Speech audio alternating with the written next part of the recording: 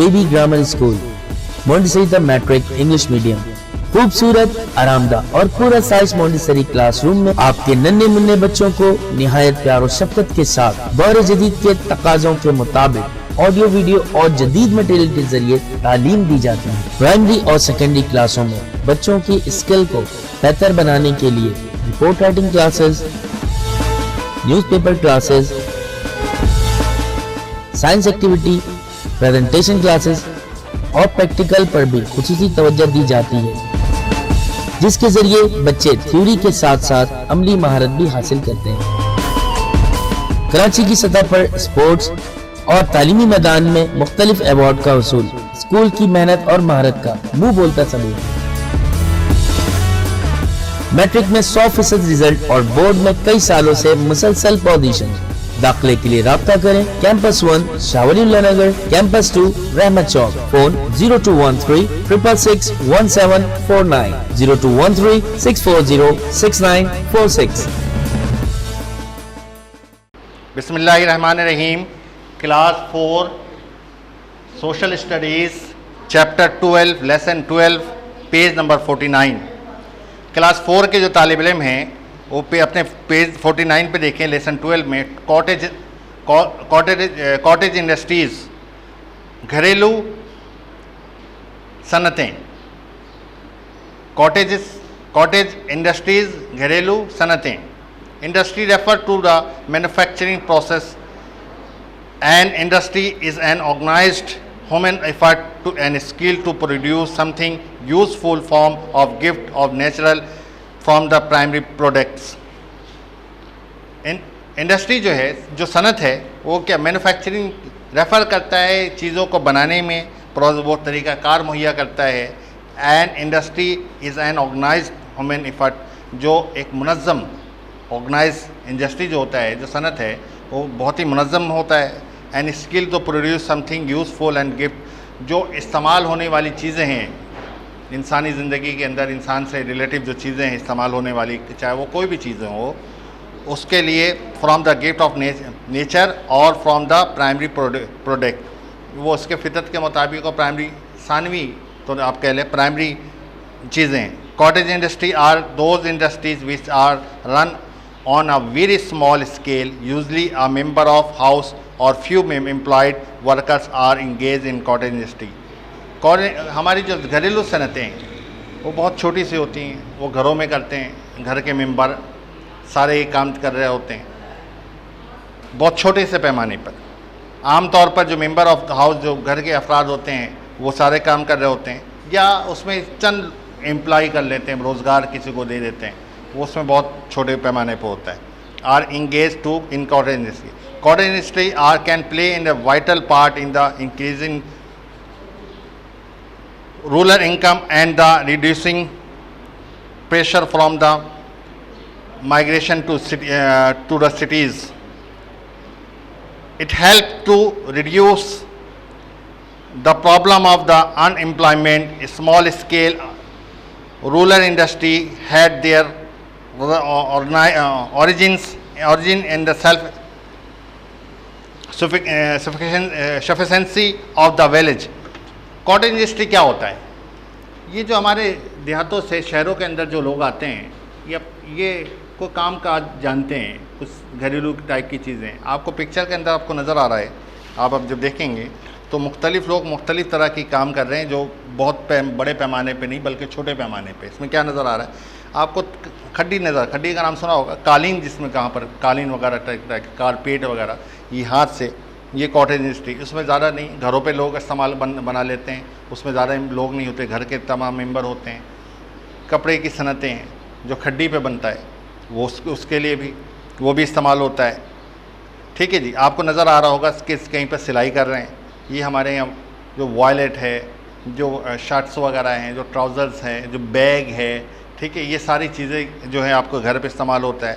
Shoes है, ठीक है, आर्टिफिशियल चीज़ें जितनी भी इस्तेमाल जो रोज़मर्रा के इस्तेमाल होती है, ये बड़े पैमाने पे नहीं बल्कि घरेलू पैमाने पर इस्तेमाल होता है और बनता है और इसमें ज़्यादा लोगों की ज़रूरत भी नहीं पड़ती। वो घर के जो मेंबरान हैं वही ये काम को करते हैं और अपनी इनकम को बढ़ाते हैं, रोज़गार मुहैया करता है।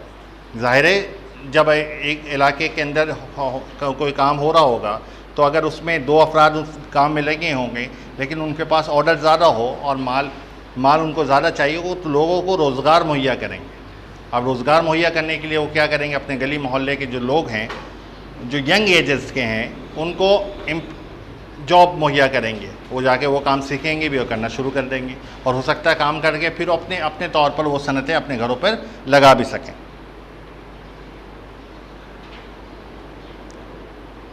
उसके बाद एवरी विलेज, हर देहात के अंदर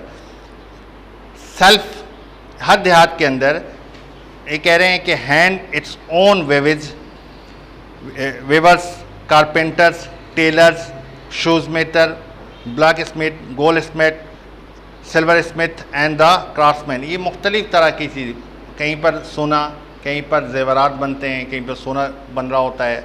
सोना बनने का मतलब जेवरात बनना, सोना का मतलब हार है, रिंग्स हैं, ठीक है, इस तरह की जो चीज़ें इस्तेमाल की जाती हैं।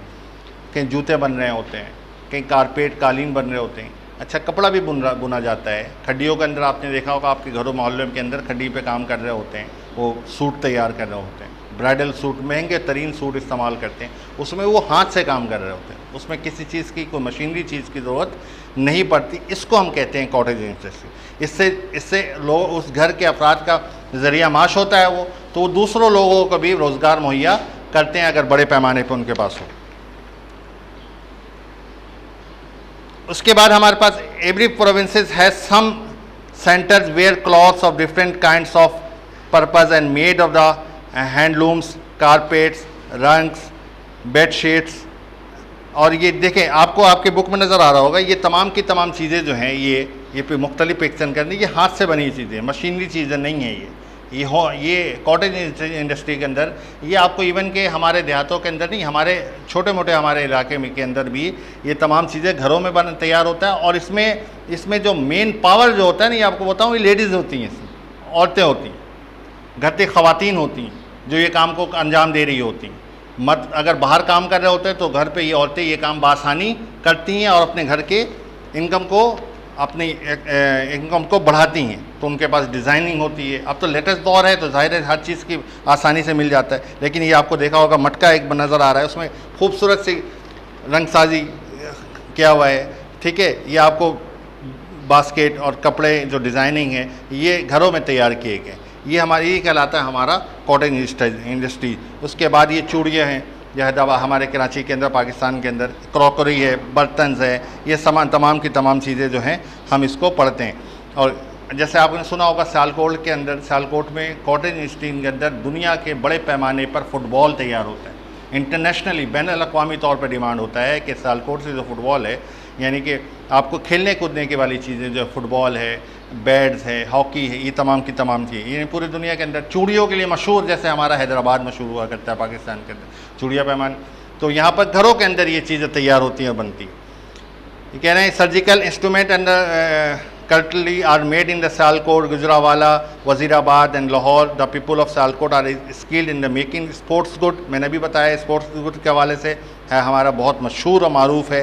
They make cricket bats, hockey sticks, rackets, football, baseball, volleyball, ये तमाम की तमाम चीज़ें जो हैं हमारी हासिल हो रही है। पूरे पाकिस्तान के अंदर, पूरे पाकिस्तान के मुख्तलिफ शहर मुख्तलिफ काम के हवाले से मशहूर हैं, जो होम इंडस्ट्री के अंदर बहुत बड़ा रोल अदा कर रहे हैं और उससे ज़र मुबादला कमा रहे हैं, अपने मईशत को मुस्तहकम कर रहे हैं।